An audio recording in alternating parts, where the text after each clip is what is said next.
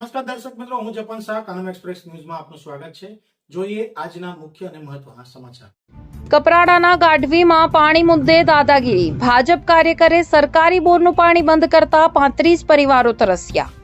અંગત અદાવતમાં 200 થી વધુની વસ્તીને પાણી આપવાનો ઇનકાર કરતા ભારે રોષ ફેલાયો છે। ધગધગતા તાપમાં મહિલાઓ 700 મીટર દૂર જંગલમાંથી પાણી લાવવા મજબૂર। આ ઘટના અંગે વધુ માહિતી કંઈક આ પ્રમાણે સામે આવી રહી છે।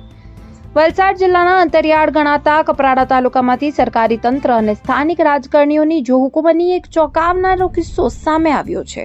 કપરાડાના અંતરિયાળ વિસ્તારમાં આવેલ ગાઢવી ગામના તાંબડમાળ ફળિયા ખાતે એક વ્યક્તિની દાદાગીરી સામે આખો ફળિયો લાચાર બન્યું છે।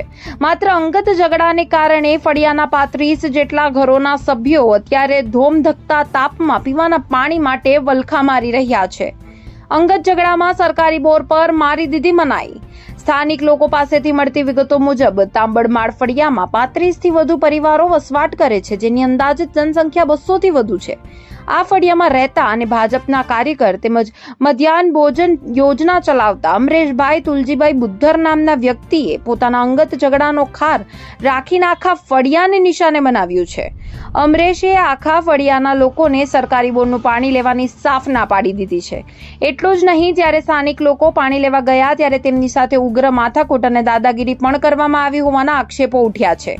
જંગલના રસ્તે 700 મીટરનો પદયાત્રા માથે દેગડા મૂકી પાણી લેવાની નોબત આવી છે। હાલ મે મહિનાનો ધગધગતો તાપ પડી રહ્યો છે, ત્યારે પાણી વિના લોકોની હાલત કફોડી બની ગઈ છે। દાદાગીરીના કારણે ફળિયાનું પાણી બંધ થઈ જતા સ્થાનિક મહિલાઓ અને પુરુષો ભારે હાલાકી ભોગવી રહ્યા છે। લોકોને મજબૂર બનીને ગાઢવી મુળગામ ફળિયા ખાતે અંદાજે 700 મીટર દૂર જંગલના રસ્તે માથા પર દેગડા અને બેડા મૂકીને પાણી વહેવા મજબૂર થવું પડ્યું છે। આકરી ગરમીમાં પાણી માટે આટલે દૂર ભટકવું પડતા સ્થાનિકોમાં વહીવટી તંત્ર અને નેતાઓ સામે ભારે રોષ જોવા મળી રહ્યો છે। તાત્કાલિક નિરાકરણ લાવવા ગ્રામજનોની પ્રચંડ માંગ। સરકારી બોર એ કોઈના ખાનગી મિલકતની વાત નથી, છતાં સત્તાના નિશાનામાં કે અંગત અદાવતમાં આ પ્રકારે આખા ફળિયાને તરસ્યું રાખવામાં આવતા સ્થાનિકોએ સરકાર અને જિલ્લા પ્રશાસન પાસે ન્યાયની ગુહાર લગાવી છે।